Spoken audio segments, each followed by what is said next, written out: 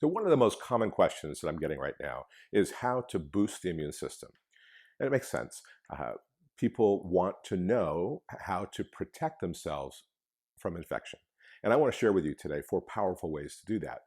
But boosting your immune system is not the best way to get there. If you think about it, what are autoimmune diseases? That's an immune system that's cranked up and targeting the wrong things. What are allergies? That's a hyper responsive immune system to things in the environment that aren't real threats. What's chronic inflammation? Inflammation is a part of the immune response. And if it's turned up too much, chronic inflammation is bad for you. So how would I suggest protecting yourself, making your body more resilient against infection? 4 ways plus a bonus. Number 1 is actually the opposite of boosting your immune system. It's dialing back the immune response to things that are appropriate, to quit crying wolf with triggers that could make your immune system distracted and aiming at the wrong things. So if you do have an autoimmune illness, an allergy, or chronic inflammation, work with someone to get those under control best as possible.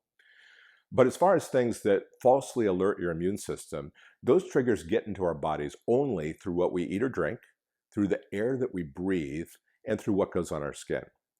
And when it comes to what we eat or drink, this is the time to eat or drink things that your grandparents would have recognized as real food. Eat real and avoid the recently invented chemicals, artificial colors, artificial flavors, ultra-processed snack foods, added sugars, high fructose corn syrup, and what you eat or drink. As far as what we're breathing in, probably the biggest thing is to avoid smoke, cigarette smoke, second-hand, third-hand smoke, and vaping at this time as well. And as far as what goes on the skin, notice that your personal care products are sometimes laden with chemicals that are recently developed that are absorbed into the skin. There have been recent studies showing that sunscreen, for instance, those ingredients end up in your blood. So the first one is to dial back the immune system so it can focus on the things that really matter. Number 2 is provision the system. You want to provide the supplies for the immune system to work well. And again, those only get into our body from what we eat or drink, the air that we breathe, and what goes on our skin. And when it comes to what we eat or drink, it's the same thing. Eat real. And you want to make a point of getting, on average, at least 5 servings of a variety of different produce every day. They have the core nutrients that you need for immune system to be optimized. And a wide variety of healthy, real food. And I say on average because on the first one, intermittent fasting is one way to help dial down and focus the immune system. But when you are eating, eat real.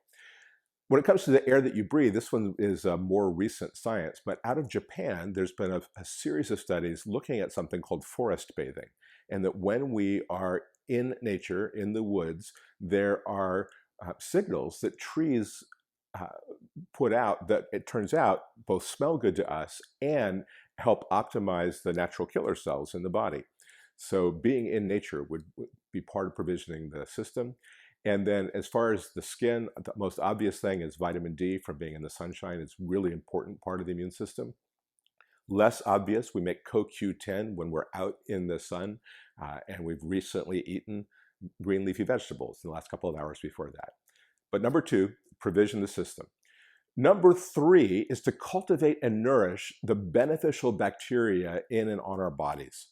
This microbiome is a really amazing ecosystem that's the front lines of our immune system in many, many ways. So you've heard the adage that when you're on an airplane, you're in an emergency and the oxygen mask falls, you first put it on yourself and then whoever you're traveling with, because you're better able to take care of the other if you do that. Well, this is a situation where that adage does not apply. In the event of emergency, I would first take care of the bacteria in your body because that will help take care of you in a really powerful way. So how do you do that? Again, it comes down to what we eat or drink, the air that we breathe, what goes on the skin, and you want things that cultivate a wide variety of great bacteria. This is going to be primarily eating real produce, lots of fiber, and it's going to be avoiding things that are toxic to the bacteria that you want, such as unnecessary antibiotics, cigarette smoke again, any kind of toxin that's not going to help these bacteria thrive. And then the fourth, number one was dial it back. Number two, provision the system. Number three, cultivate the beneficial bacteria. And the fourth one is sleep. And sleep is extremely powerful for resetting, refocusing, and optimizing your immune system. It's one of the reasons we get tired when we're sick, is so that we'll rest more so that we can focus on healing.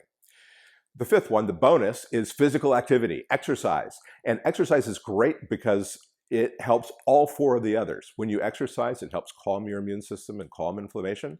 When you exercise, it helps provision the system, in part by moving your lymph vessels. Those don't have a pump like the heart, but they move by muscle contraction, and that's what gets the immune system, part of what gets the immune system where it needs to be. Exercise helps your microbiome and vice versa. And finally, exercise helps you have better, deeper, higher quality sleep. So optimize your immune system, don't boost it, and stay well.